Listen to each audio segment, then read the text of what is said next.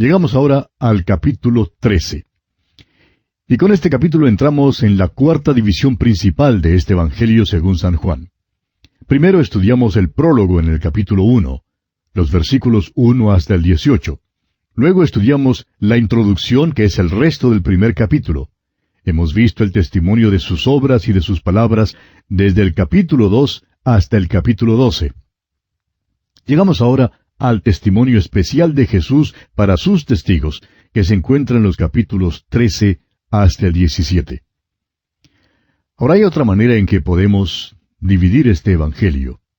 En los primeros 12 capítulos el tema es la luz. Estos capítulos cuentan su ministerio público y cuentan que Él es la luz. La división que llamamos el discurso del aposento alto, o sea los capítulos 13 al 17, se relacionan con el amor. Él ama a los suyos.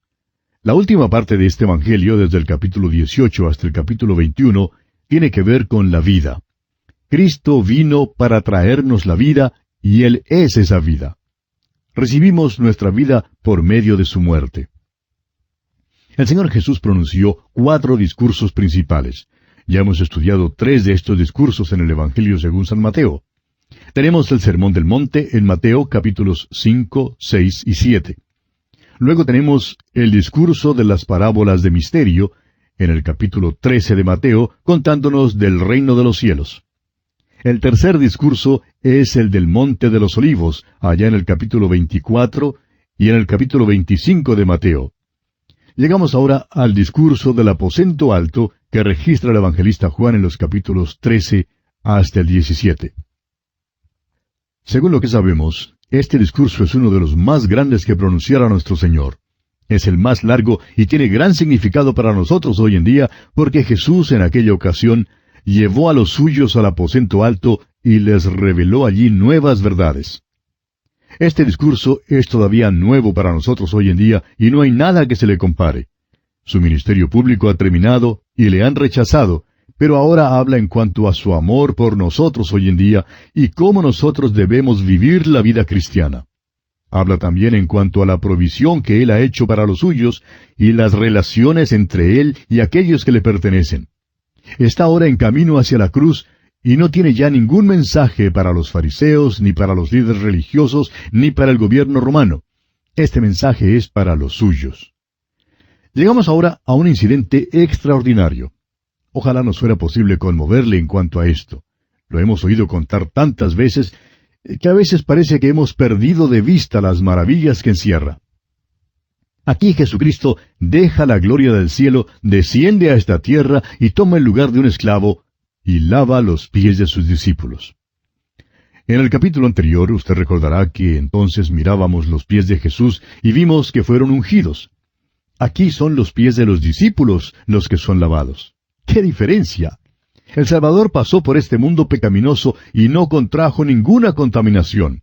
Fue santo, inocente y sin mancha. Los pies hablan del caminar de una persona, y el ungimiento de los pies de Jesús con nardo puro nos habla del olor grato del caminar de nuestro Señor. Los pies de los discípulos necesitaban ser lavados. Jesús lavó sus pies con agua y no con sangre, y es importante que veamos esto. Oímos hablar a muchas personas en cuanto al llegar nuevamente a la fuente de sangre para ser limpiados. Esto en realidad deshonra a nuestro Señor. La sangre de Jesucristo, el Hijo de Dios, nos limpia de todo pecado, del pasado, del presente y del futuro, en una sola aplicación. Hay un solo sacrificio.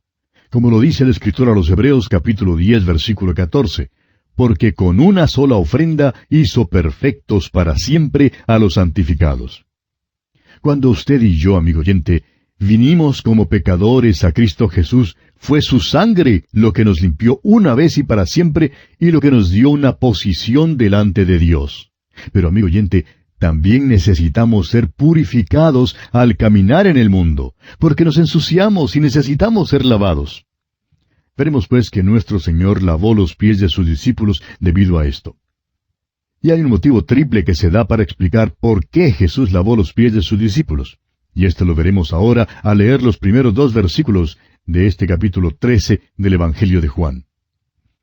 Antes de la fiesta de la Pascua, sabiendo Jesús que su hora había llegado para que pasase de este mundo al Padre, como había amado a los suyos que estaban en el mundo, los amó hasta el fin. Y cuando cenaban, como el diablo ya había puesto en el corazón de Judas Iscariote, hijo de Simón, que le entregase, ahora Jesús lavó los pies de los discípulos porque él sabía que su hora había llegado para pasar de este mundo. Su ministerio continuaría después de regresar al cielo. Se ha identificado con su pueblo y hoy en día todavía lava los pies de sus discípulos. Dice que pasará de este mundo. Ahora, Él creó el mundo, pero este mundo significa el cosmos, es decir, el sistema o la civilización en la cual estamos. Este mundo es un sistema. Es el mundo del hombre y es un mundo de pecado. Es una civilización que es anti Dios y anticristo y que aguarda el juicio. Jesús está pasando de este mundo y es por eso que lava los pies de sus discípulos. La segunda razón por la cual Jesús hace esto es porque ama a los suyos hasta el fin, aunque ahora se va al Padre. Lo hizo porque amó a los suyos. Murió para salvar a los suyos y vive para mantenernos salvos. Tenemos un maravilloso Salvador quien nos seguirá amando hasta el fin. Dios nos ama con un amor eterno y no podemos impedir que nos ame. Ahora, el tercer motivo es que otra persona se había introducido en el aposento alto. Había uno que no había sido invitado, y su nombre es Satanás. Hablamos de 13 personas que se hallaban en el aposento alto, pero en realidad había 14. Satanás entró en el corazón de Judas Iscariote y puso en el corazón de él el deseo de entregar al Señor. El lavamiento tuvo lugar precisamente debido a esto, pues la presencia de Satanás estaba surtiendo sus efectos sobre los demás discípulos. Donde quiera que el diablo se meta en la obra cristiana, amigo oyente, los hermanos se ensucian y el Señor tiene que lavarlos. Tiene que lavarlos si es que van a tener comunión con Él. Ahora, fíjese usted que esto tuvo lugar durante la fiesta de la Pascua. Esta no era la cena del Señor. En verdad, Juan ni aún menciona la cena del Señor. Ahora, ¿por qué omite Juan algo que tiene tanta importancia? Bueno, creemos que es porque en el tiempo en que Juan escribió, ya había hermanos que habían convertido esta cena en un rito. Y hay un gran peligro en darle mayor importancia a un rito que a la persona misma de Jesucristo. Es más importante conocer la palabra de Dios que participar de la comunión.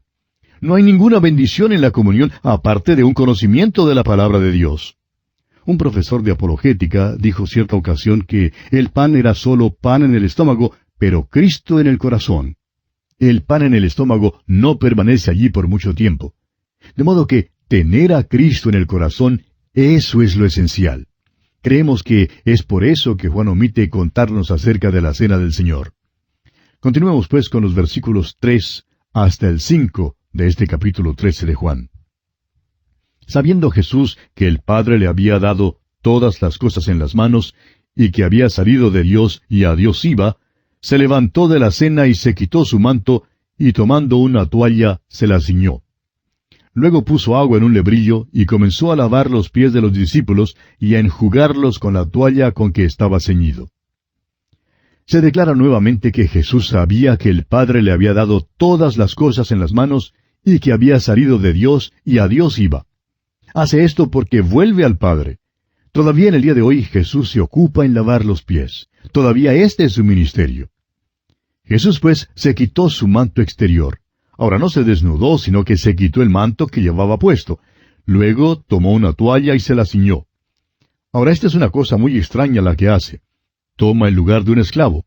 Está ceñido de aquella toalla de servicio y está listo a lavar los pies de todos sus discípulos. Y todavía hoy en día Jesús lava nuestros pies. ¿Recuerda usted cierta ley que estudiamos allá en el capítulo 21 del libro de Éxodo? Si un esclavo hebreo servía bien a su amo, podría quedar libre en el 7º año. Pero si durante ese tiempo se había casado y tenía hijos, y el amo lo dejaba en libertad a él, pero no a su familia, el esclavo podía decir que amaba a su familia y que se quedaba con ellos. Entonces el amo le hacía pararse junto a la puerta o al poste, y el amo le horadaba o perforaba la oreja con una lesna, y así quedaba como su esclavo para siempre. Nuestro Señor Jesucristo vino a esta tierra y se hizo carne, y fue hecho semejante a un siervo. Hizo todo esto porque nos amó, amigo oyente. Se identificó con nosotros y murió en la cruz para proveernos la salvación.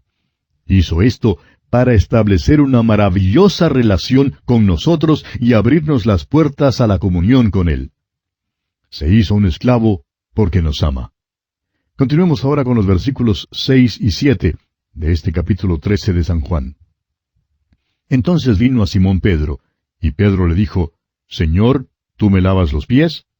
Respondió Jesús y le dijo, Lo que yo hago, tú no lo comprendes ahora, mas lo entenderás después. Algunos dicen que esto es un sacramento y que debemos practicar el lavamiento de los pies. No vemos nada malo con practicar eso si comprendemos el verdadero sentido espiritual. Otros dicen que esta es una lección de humildad y un ejemplo para nosotros. No hay nada malo con esa interpretación tampoco, pero no creemos que sea lo suficientemente profunda. Pedro ciertamente podía ver que esto era un ejemplo de humildad y, sin embargo, el Señor le dijo, Lo que yo hago, tú no lo comprendes ahora, mas lo entenderás después. Y Pedro le dijo, aquí en el versículo 8, No me lavarás los pies jamás. Jesús le respondió, Si no te lavare, no tendrás parte conmigo. Ahora, ¿qué quiso decir nuestro Señor con estas palabras? Quiso decir que sin este lavamiento no puede haber ninguna comunión con Él. Recuerde usted que esta es la fiesta de la Pascua, la cual hablaba de su muerte. Y dice aquí que se levantó de la fiesta de la Pascua, lo cual habla de su resurrección y su regreso al cielo. Y ahora Cristo está ceñido de la toalla de servicio y nos está diciendo, Si no te lavare, no tendrás parte conmigo. No podemos disfrutar de la comunión con Él, de un servicio para Él, sin este lavamiento. Ahora, ¿cómo es que Cristo nos lava hoy en día? Bueno, el Salmo 119, versículo 9 dice, ¿Con qué limpiará el joven su camino? Con guardar tu palabra. Y en el capítulo 15 de este Evangelio de Juan, versículo 3 leemos, Ya vosotros estáis limpios por la palabra que os he hablado. Y el apóstol Pablo, en su carta a los Efesios, capítulo 5, versículos 25 y 26, dice, Así como Cristo amó a la iglesia y se entregó a sí mismo por ella, para santificarla, habiéndola purificado en el lavamiento del agua por la palabra. Jesús ama a los suyos hasta el fin y los limpia. Si queremos gozar de la comunión con Él, tenemos que ser limpiados por Él, amigo oyente. ¿Y cómo hace esto? El apóstol Juan en su primera carta, capítulo 1, verso 9, nos dice que si confesamos nuestros pecados, Él es fiel y justo para perdonar nuestros pecados y limpiarnos de toda maldad. Son demasiados los hombres que hacen poco caso de esto. Amigo oyente, permítanos decirle que los pies hablan del caminar. Y cuando usted y yo somos desobedientes, no estamos caminando en la senda del Señor. Y eso es pecado y debemos confesarlo. Veamos ahora los versículos 9 y 10 de este capítulo 13 de San Juan.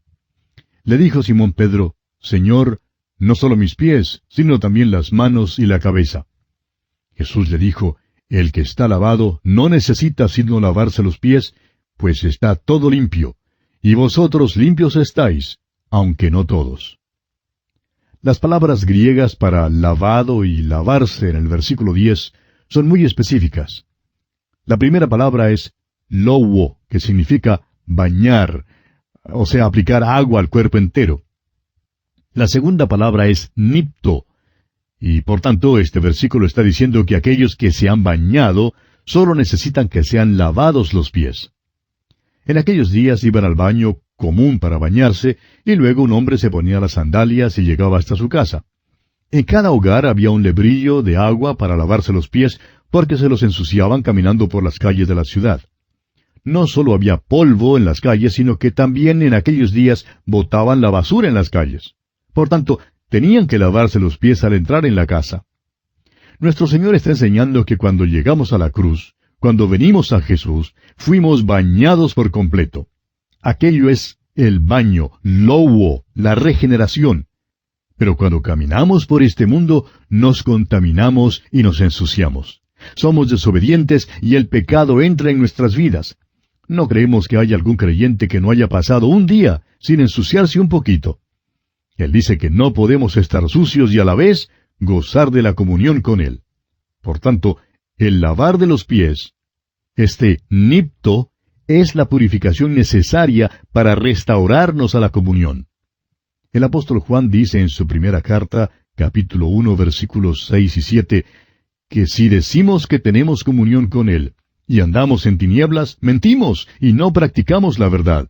Pero si andamos en luz, como Él está en luz, tenemos comunión unos con otros, y la sangre de Jesucristo, su Hijo, nos limpia, es decir, sigue limpiándonos de todo pecado.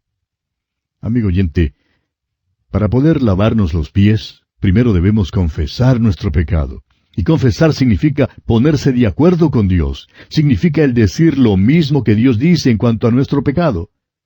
Una de las cosas más difíciles es lograr que un hermano confiese que es pecador. La frialdad, la indiferencia, la falta de amor, todas se ven por Dios como pecado.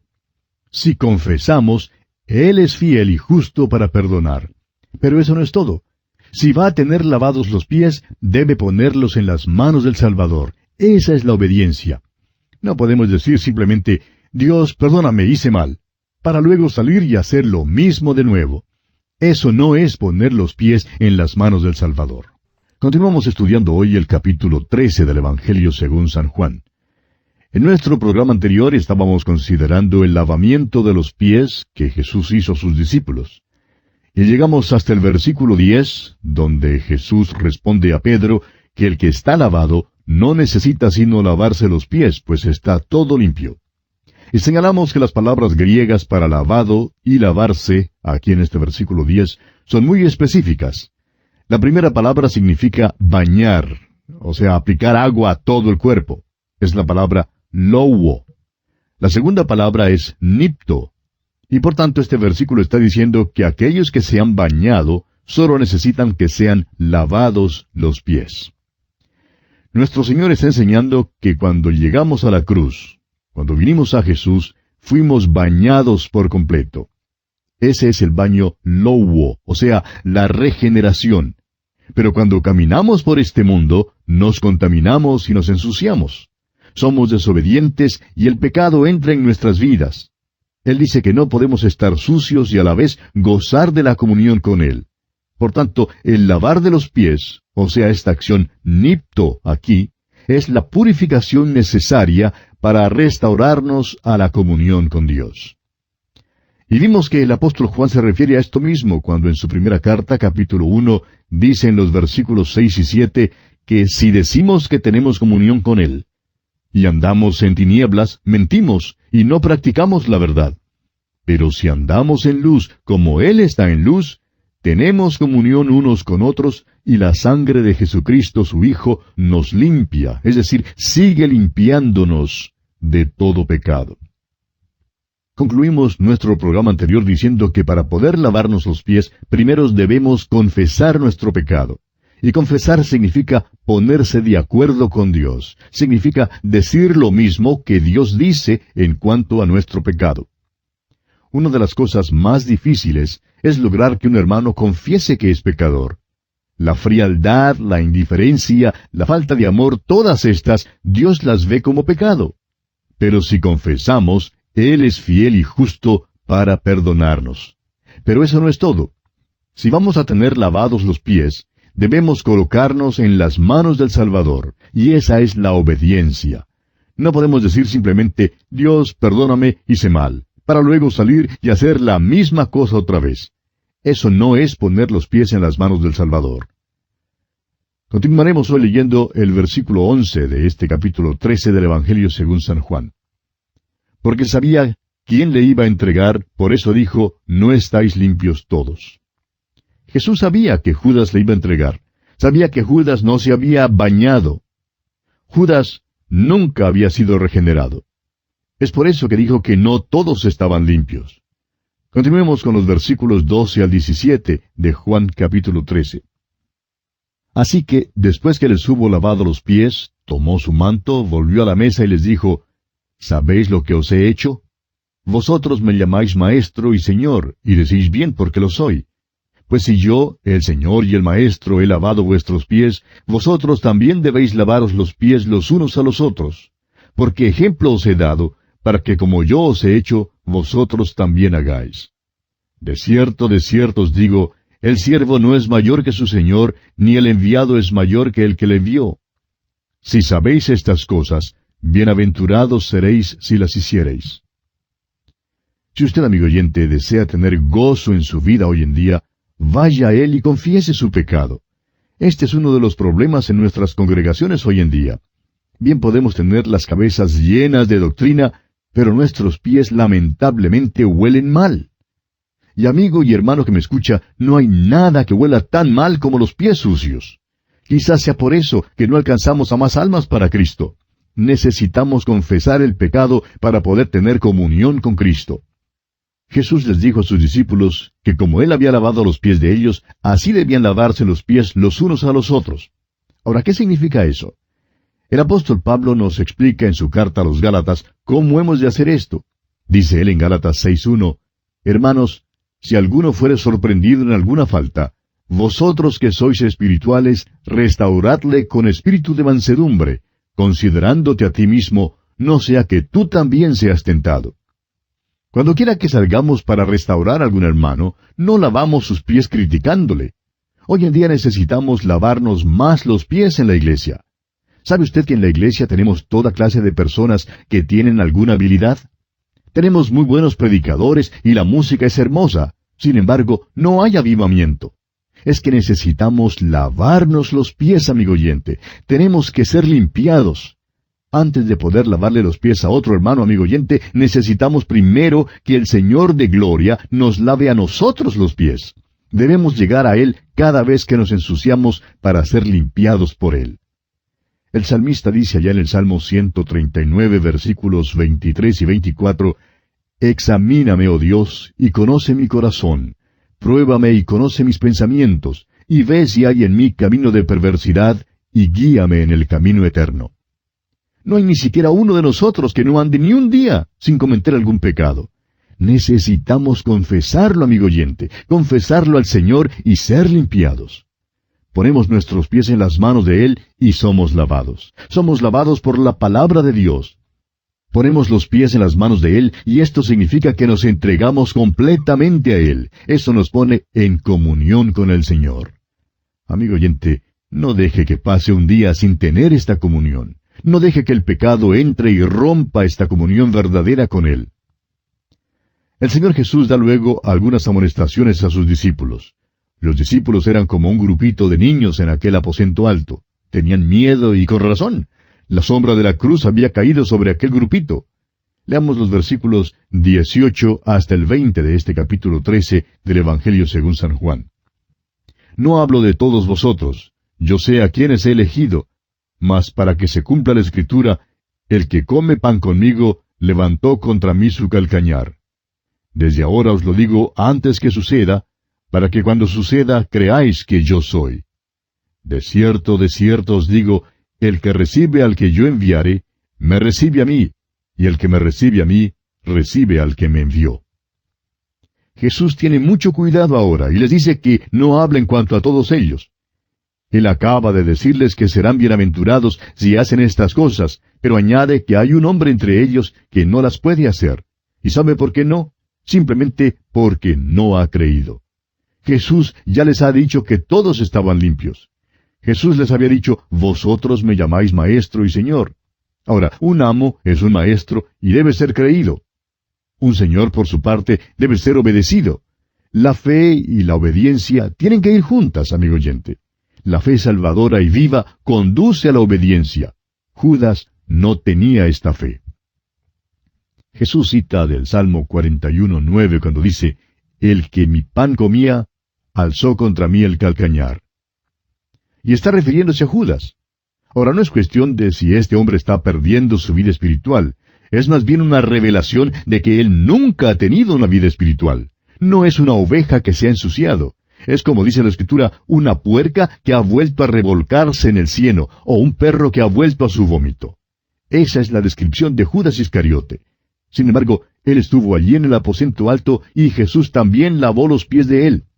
Recibió el lavamiento por la palabra de Dios, pero lo rechazó totalmente. Vamos a repasar esto de nuevo para ver si lo aclaramos un poco más. La sangre de Jesucristo es para la expiación de nuestro pecado. La sangre ha cancelado toda mi culpa y ha lavado aquella cuenta mala que había contra mí. Me ha dado una posición ante Dios porque ha borrado toda mi transgresión. La sangre es para la expiación penal. El limpiamiento por agua es para nuestra purificación moral. Después que tengamos nuestra posición ante Dios en la base de la sangre de Jesucristo, el agua nos da purificación moral durante nuestro caminar diario. Jesús les dice luego a sus discípulos que uno de ellos levantará contra él su calcañar, a fin de que cuando suceda no sean escandalizados. Luego no podrán decir que fue una lástima que Jesús no se hubiera dado cuenta de lo que venía. ¿Ha notado usted, amigo oyente, que el Señor Jesucristo es traicionado desde adentro? Y esto todavía es cierto hoy en día. Existe la queja en cuanto al pecado fuera de la iglesia, pero eso no daña a la iglesia. El hecho es que algunos de esos pecadores se salvan. El daño viene cuando Jesucristo es traicionado desde adentro. Juan añade el versículo 20 porque Judas había sido enviado en misiones junto con los demás discípulos, había predicado y había sanado. El Señor dice, el que recibe al que yo enviare, me recibe a mí, y el que me recibe a mí, recibe al que me envió. Nadie es salvo por la fe del mensajero, del predicador. Somos salvos por oír la palabra de Dios y recibir a Cristo como nuestro Salvador personal. Si usted recibe un telegrama informándole que un tío rico ha fallecido y le ha dejado una fortuna, el hecho de que el que haya traído el telegrama pueda ser ladrón no invalida el mensaje del telegrama, ¿verdad? En cierta ocasión estaba un señor conversando con el Dr. Magee, autor de estos estudios bíblicos, y le decía que estaba perplejo porque se había salvado bajo el ministerio de un predicador que más tarde resultó ser un hombre inconverso. Y decía este señor, yo sé que soy salvo y que soy hijo de Dios, pero estoy perplejo. ¿Cómo se explica esto? El Dr. Magee le hizo notar a este señor este mismo texto y le dijo que aún Judas había salido y había convertido a algunos, pero realmente no porque era Judas, sino porque había dado el mensaje. Y Dios bendecirá su palabra. Amigo oyente, somos salvos oyendo la palabra de Dios. Continuamos ahora con los versículos 21 al 25 de este capítulo 13 de San Juan. Habiendo dicho Jesús esto, se conmovió en espíritu y declaró y dijo, de cierto os digo, que uno de vosotros me va a entregar. Entonces los discípulos se miraban unos a otros, dudando de quién hablaba. Y uno de sus discípulos, al cual Jesús amaba, estaba recostado al lado de Jesús. A este, pues, hizo señas Simón Pedro, para que preguntase quién era aquel de quien hablaba. Él entonces, recostado cerca del pecho de Jesús, le dijo, Señor, ¿quién es? Si usted, amigo oyente, cree que Jesús no se conmovió a causa de que Judas le iba a entregar, pues está equivocado. Porque Jesús se conmovió en espíritu. Los discípulos se quedaron estupefactos. Usted puede imaginarse de la onda de choque que pasó por aquel aposento alto. Judas había sido tan vivo que ni una persona allí creía que él era quien iba a entregar a Jesús. Cada uno creía que pudiera ser el otro, pero también cada uno creía que pudiera ser él mismo. Cada discípulo sabía que era capaz de hacer lo mismo. Dudamos de que la pequeña diversión entre Juan y Pedro fue observada por los demás. Debe haber habido confusión en el cuarto. Pedro probablemente estaba más retirado de Jesús, mientras que Juan se había quedado a su lado, y por tanto, Pedro le pidió a Juan que le preguntara quién era. Y respondió Jesús aquí en el versículo 26, a quien yo diere el pan mojado, aquel es.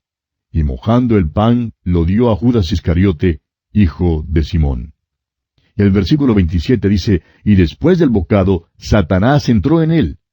Entonces Jesús le dijo, lo que vas a hacer, hazlo más pronto. Según las costumbres de aquel entonces, el anfitrión en un banquete tomaba un pedazo de pan y lo mojaba en la salsa, y luego se lo ofrecía al invitado de honor. Mediante este gesto, pues, el Señor Jesús hizo a Judas su invitado de honor. Le extiende el símbolo de amistad. Judas está en un punto crítico, pero Cristo mantiene abierta la puerta para Judas hasta el fin. Aún en el huerto Jesús le dijo, amigo, ¿a qué vienes? Todavía mantenía abierta la puerta para Judas. Ahora Jesús sabía lo que Judas haría. Y permítanos repetir aquí una declaración que alguien hiciera una vez. el saber algo de antemano no equivale a causarlo. Es decir, que el Señor sabía lo que Judas iba a hacer, pero el Señor no le obligó a hacerlo. El hecho es que ofreció su amistad a Judas hasta el mismo fin. Satanás tomó posesión gradual de este hombre Judas. No creemos que Satanás jamás tome posesión de un hombre de repente. Hay muchas pequeñas caídas y Satanás se mueve gradualmente, pero por fin se hace cargo de la persona. El Señor le dio a Judas una oportunidad más para aceptarle, pero Judas le volvió la espalda a Jesús y entonces Satanás entró y tomó posesión completa de él. Judas hizo su propia decisión. Dios nunca ha enviado a un hombre al infierno a menos que ese hombre en primer lugar haya decidido encaminarse hacia allá. Lo que ocurre es que Dios ratifica la decisión humana. Dios apoya nuestra proposición.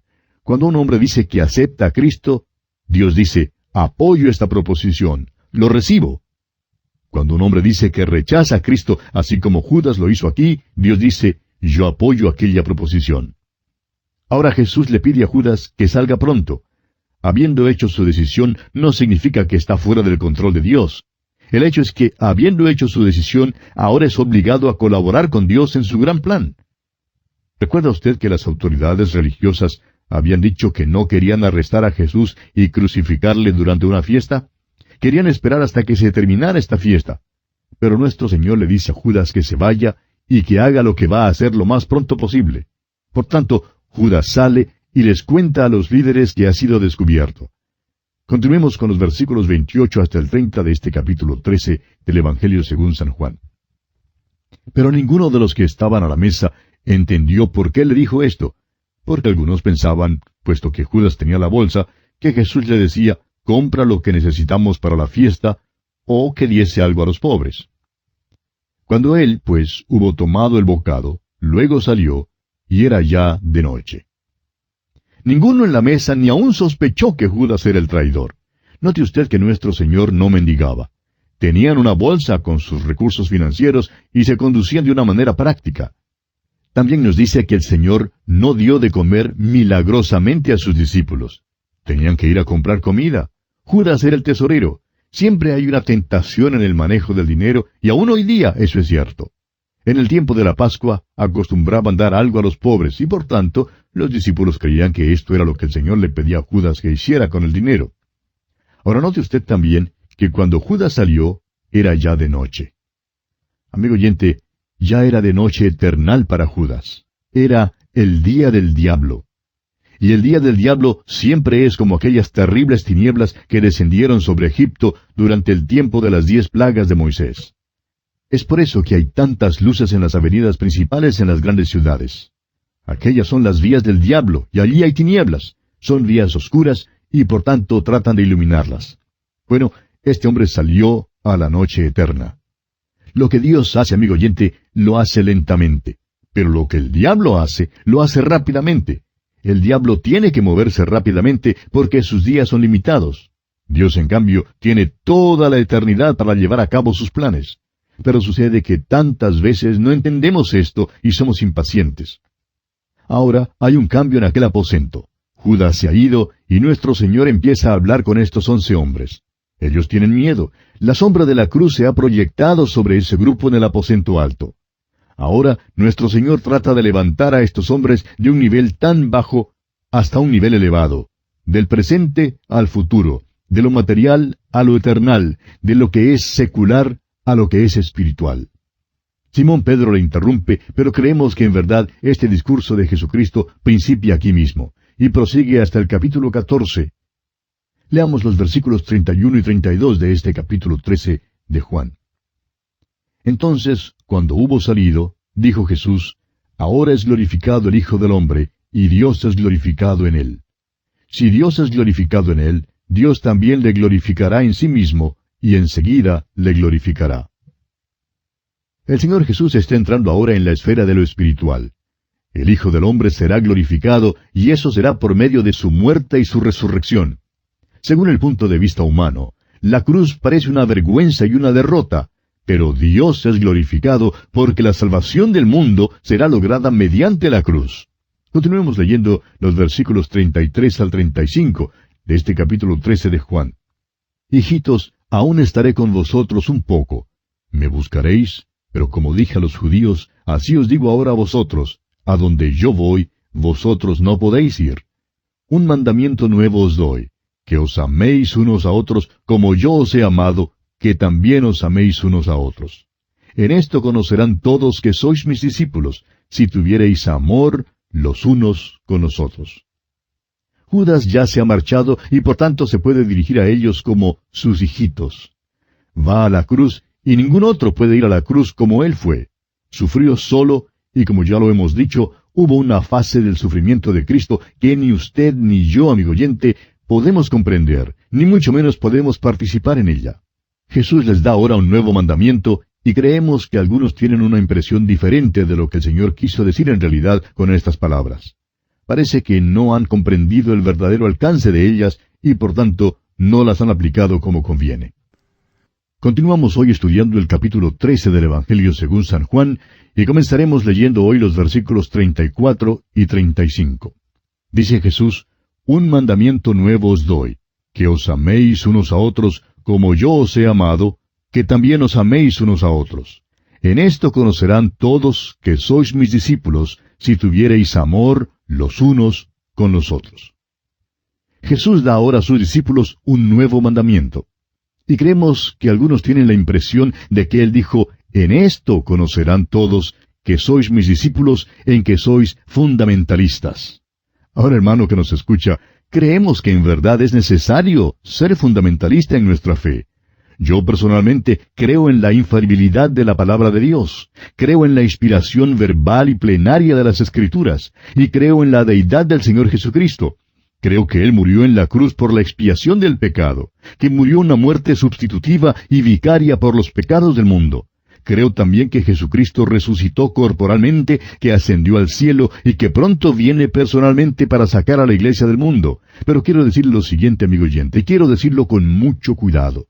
El creer en esas cosas no es lo que convence al mundo inconverso. El mundo necesita un poquito de amor.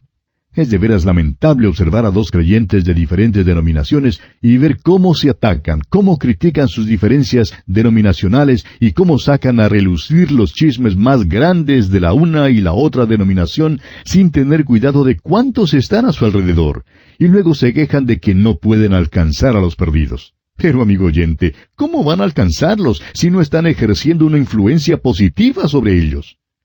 Permítame decirle, amigo oyente, que no ganamos a los perdidos siendo caníbales, comiéndonos los unos a los otros, como dice el apóstol Pablo escribiendo a los Gálatas allá en el capítulo 5, versículo 15.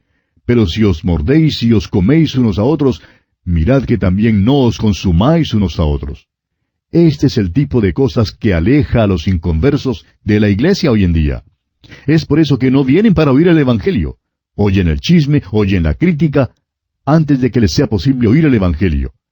¿Se da usted cuenta, amigo oyente, que el mandamiento más importante para un cristiano no es el de testificar ni el de servir, sino el de amar a los hermanos? Tertuliano escribe que el gobierno romano se perturbó en cuanto a la iglesia, pues estaba creciendo a saltos. Pero se preocupaba porque los cristianos nunca tenían incienso para ponerlo delante de la imagen del emperador. Por tanto, los romanos creían que pudieran ser desleales. Sucedió pues que unos espías fueron enviados a la iglesia y volvieron con el siguiente informe. Estos hombres, dijeron, son personas muy raras. Se reúnen juntos en un aposento vacío para la adoración. No tienen ninguna imagen, hablan de uno que se llama Jesús, el que está ausente, pero quien parece que llega en cualquier momento. ¿Y cuánto le aman? ¿Y cuánto se aman los unos a los otros? Hasta aquí el informe. Ahora, amigo oyente, si algunos espías vinieran en nuestros días para ver si nuestro cristianismo es genuino o no, y si asistieran a su iglesia, por ejemplo, ¿cuál sería la opinión de ellos? ¿Cree usted que regresarían con un informe que enfatice el gran amor que los cristianos tienen el uno por el otro? Piense en eso, amigo oyente. Continuemos ahora leyendo los versículos 36 al 38 de este capítulo 13 del Evangelio de Juan. Le dijo Simón Pedro, Señor, ¿a dónde vas? Jesús le respondió, A donde yo voy, no me puedes seguir ahora, mas me seguirás después. Le dijo Pedro, Señor, ¿por qué no te puedo seguir ahora? Mi vida pondré por ti. Jesús le respondió, ¿Tu vida pondrás por mí? de cierto te digo, no cantará el gallo sin que me hayas negado 3 veces. Tenemos aquí un hombre que es como nosotros. Creemos que si usted es un verdadero hijo de Dios, nunca vendería a Jesús como lo hizo Judas. El diablo no tiene control sobre usted, pero el Espíritu de Dios sí mora en usted. Pero no hay ni uno de nosotros que no haría lo que hizo Simón Pedro. Su problema no fue que Satanás entró en su corazón, sino que confiaba en su propia carne. Creemos que este es también el problema de todos nosotros. Pedro verdaderamente amaba al Señor. Pedro estaba listo para defender al Señor. Sin embargo, el Señor tiene que tratar a Pedro como a un adolescente. Siempre estaba disparatando y no creemos que este hombre alcanzó la madurez mental ni espiritual sino hasta el día de Pentecostés. Lo único que él oyó de todo lo que Jesús había dicho era que Jesús se iba. Y reacciona igual como un niño que dice, ¿a dónde vas, papito? Yo quiero ir contigo. Su primera pregunta es, Señor, ¿a dónde vas? Y su segunda pregunta es, Señor, ¿por qué no te puedo seguir ahora?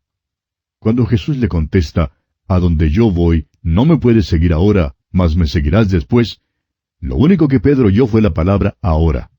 Es como el niño que pide una galleta, y cuando la mamá le dice que no puede tener la galleta ahora, sino que va a tener que esperar hasta después de la cena, el niño se aprovecha de la palabra ahora.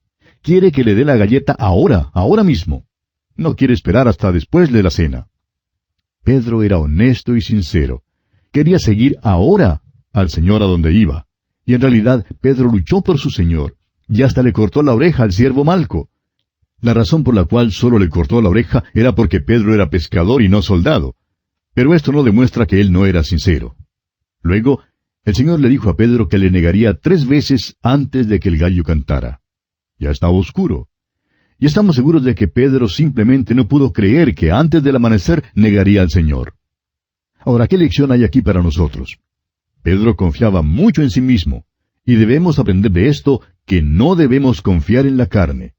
El apóstol Pablo dice allá en su segunda carta a los Corintios, capítulo 12, versículo 10, porque cuando soy débil, entonces soy fuerte.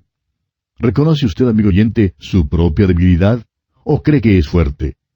Alguien le preguntó al evangelista Dwight L. Moody si él tenía suficiente gracia como para morir por Jesús. Él contestó, no, pues Cristo no me ha pedido morir por él. Pero si me lo pide, sé que me dará la gracia para morir por él. Nuestra propia carne es débil, amigo oyente, pero Dios nos dará la gracia para suplir todas nuestras necesidades. Y con esto terminamos el capítulo 13.